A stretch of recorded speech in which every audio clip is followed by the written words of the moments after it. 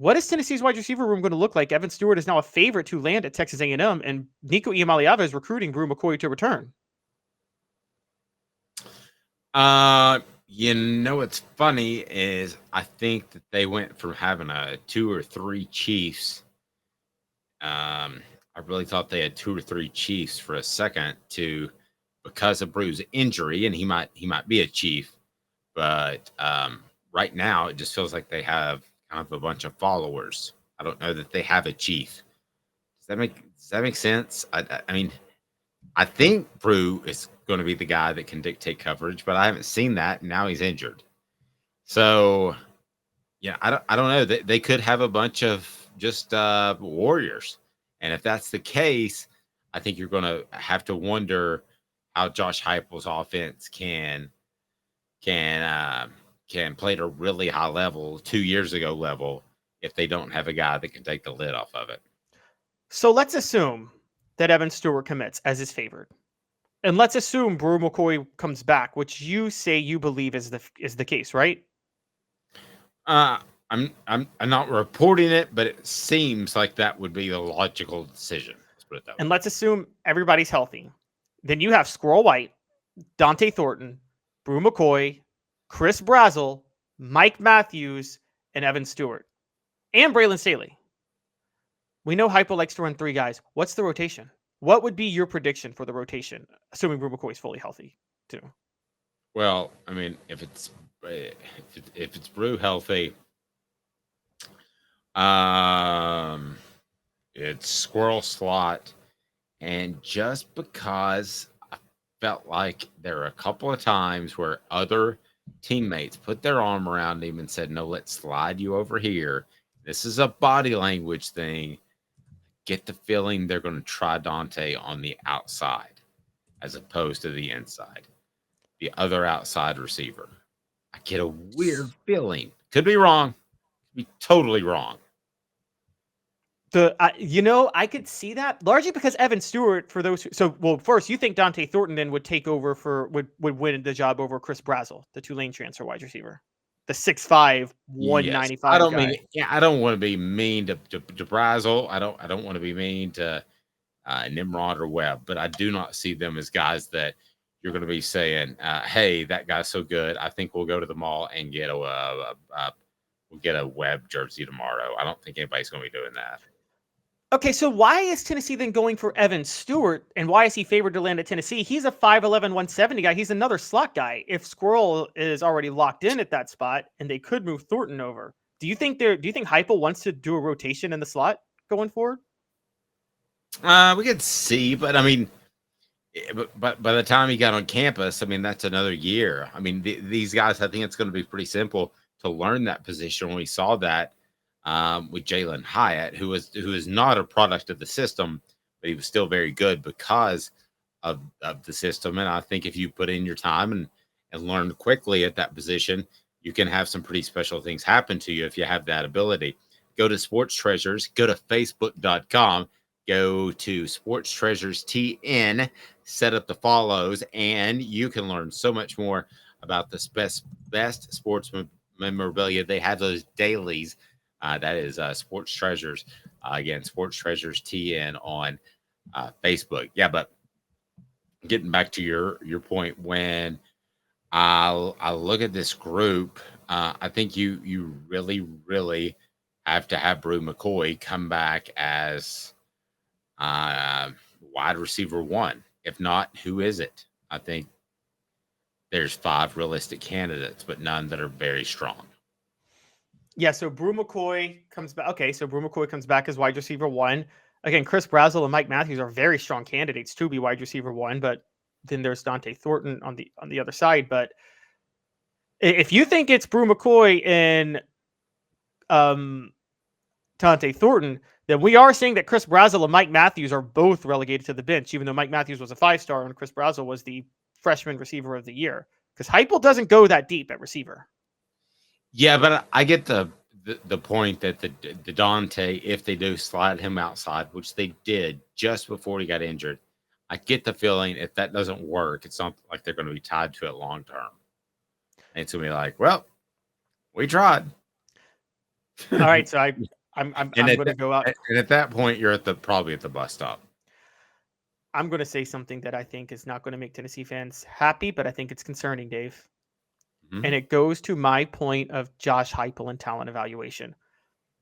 Everything about Josh Heupel's offense is the quarterback and the receivers, right? That is the nucleus of the offense. So he needs to have the right quarterback and the right receivers. We agree with that, right? Before anything else. Yes. I think Josh Heupel is because he's not a great because he's not a great talent evaluator and he wants to be sure. I think Tennessee is wasting NIL money on more receivers than they need when they could be upgrading elsewhere. I believe they have.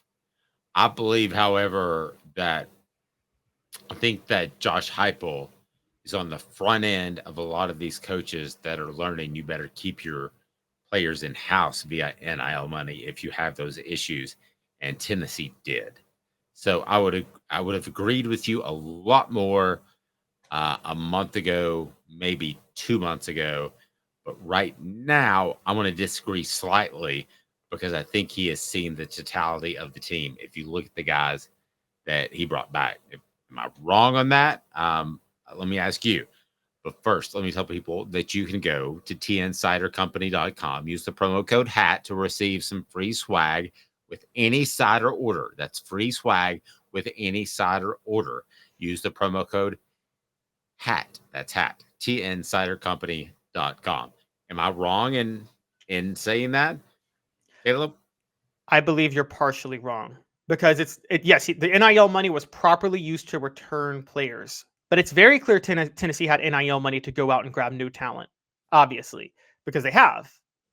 And it just seems like they're applying that NIL money to one position, which is receiver, because Chris Brazzell committed, even though Mike Matthews was there, and sounds like they're trying to get Bru McCoy back. And now they're a favorite to land Evan Stewart, even though they have Squirrel White. Why are they spending this much?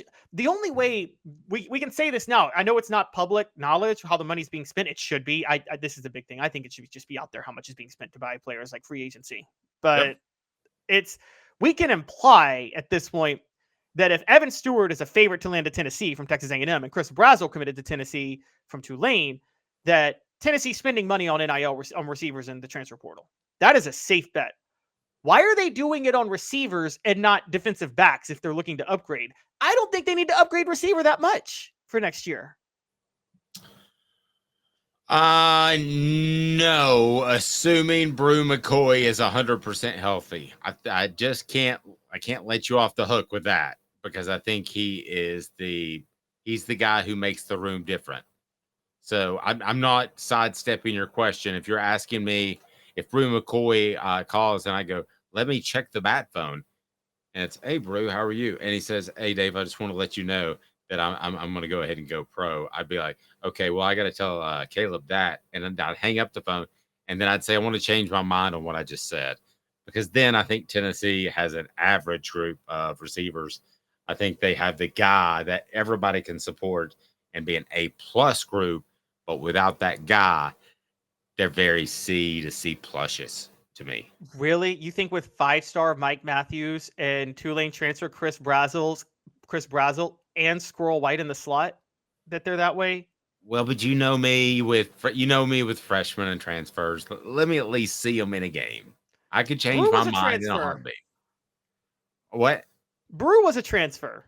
I know, and I changed my mind in a heartbeat. I actually changed it before he played because everybody told me he was a great person, and they were blown away by him. So actually, I changed my mind before the season even started. But for the most part, like, give me time on the new guys and the transfers. But then why are they opening up the checkbook? Why is Evan Stewart, a slot receiver, why are they opening up the checkbook for him? They have Squirrel White. They have Dante Thornton, who they can move into the slot. They've got Braylon Staley, who just committed. Why are they wasting money on a Texas A&M transfer in the slot? Okay, I specifically thought of you and this young man over Christmas. This feels like to me, and you don't have the kids that run around like crazy and they've got to open everything and they've got to look at everything and they open things that aren't even their presence. It could have, this is to go to Vladimir Putin, and they would think it was theirs, and they would open it, and that's what they do. They open things.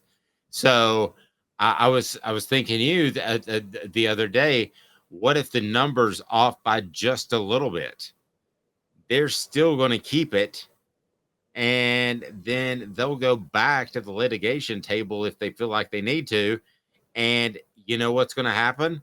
I'm a bad dad if I don't up it and buy them the software upgrade so that they can have that same thing that I signed them on to play football for that given year. Now I have to give them more because they're better. That to me is something that has not even close to being worked out nor discussed. You're talking about, but that's paying more to keep the players you have.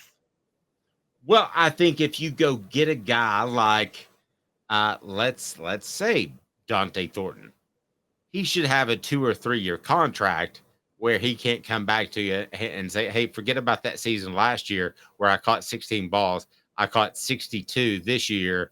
I want to get paid again. You see what I'm saying? Right. But then my thing is, why are they trying to add Evan Stewart? What is the point? You have Dante Thornton and Squirrel White in the slot, and you have a massive, you and I both agree, there's a massive issue in the secondary. Why are you wasting NIL money on another slot receiver? If he hasn't committed yet, guys, for those questions, he has not committed to Tennessee, but he posted a TikTok last night of him at Neyland, and every analyst is predicting Evan Stewart will land at Tennessee from Texas A&M. Why are you targeting a Texas A&M transfer slot receiver as opposed to using that NIL money to get a couple of elite defensive backs? My guess is that you've said this before. You take the best player that is on the board, and they think he's the best player on the board. In recruiting, not in the transfer portal. In the I transfer portal, I thought we determined from our standpoint they were all the same. Do we not believe that anymore? Do we not believe that transfers are all the same? No. Just for recruiting. Oh, transfer. Sake. No, they're not the same. You recruit for talent. You recruit for now. When you rank the classes every year, yes, they're all the same. But when you recruit 4-year guys for talent. We agreed with that. You should always recruit for talent. But the transfer portal is like free agency. You address needs in the transfer portal. That's what you do there. And it's like, and so again, Tennessee has a major question in the secondary right now. And they're out spending money on another receiver that they don't need. And again, I'm just assuming this. We have no proof they're spending money. But guys, if Tennessee's a favorite to land Evan Stewart, we can safely assume that means they're opening up an NIL offer for him, right, Dave? Yes. Okay. There are some people out there that are listening because they work in a corporate environment, and they're going to say, Dave knows exactly what he's talking about. There are others like me. They're going to say, this is some of the stupidest rules in the history of man. They have to go out there and spend what they're allocated. If they came back to the Spire group and said, man, that was a heck of a class. We really raked them in there. We only spent $900,000 instead of $1 million. So here's your $100,000 back. Well, that budget next year is going to be $900,000. It's not going to be $1 million anymore. And so I think you have to spend that money. So if you look at it and you're like, oh man, that Caleb going off the hook, he's right, but we can't get a guy that's very good with that extra 100,000 we have laying around. So let's just get a guy who's a good fit. That's how I think stuff like that is playing out in the very end of the decision making of the transfer portal. That's why I don't think it's a good fit, but I think they've got a little bit of money burning a hole in their pocket. Those are my thoughts. Wow, that's it. So you think they're like, hey, I mean, and I could see that because even though Tennessee's loaded at slot, I guess if you're a slot receiver, even if you have competition, playing in the Tennessee system is so alluring to you at that point. Yeah. So I think they look at it and they say, we can't get Caleb the quarterback because of Nico. We can't get John the wide receiver because of all the receivers we have. But maybe we can get Calhoun the offensive guard. But the problem is that's my issue, though, is like they're going for a receiver. They shouldn't be able to get a receiver. They should be already loaded at receiver. I agree. They should have already spent the money. I think that this probably happens at all schools. I think they'd probably rather not be out because it makes it sound like they didn't spend the money in the right direction, doesn't it? They shouldn't have. Let me just say this, and this is going to be controversial. They shouldn't have paid for Chris Brazzell, and they shouldn't be paying for Evan Stewart, and they should have corralled all that money to go get a transcendent safety. Or a guy named, I don't know, Seaton. I don't think you pay that much for a freshman offensive lineman recruiting if you're all in on next year. I think you go for a safety. Dave, what is the only thing holding Tennessee back next year? It's the secondary, right? That is the only question we have about this team if they're fully healthy. Yeah. It definitely makes you wonder if Tennessee likes many of the defensive backs, because they showed last year when they did like them, they would go after them.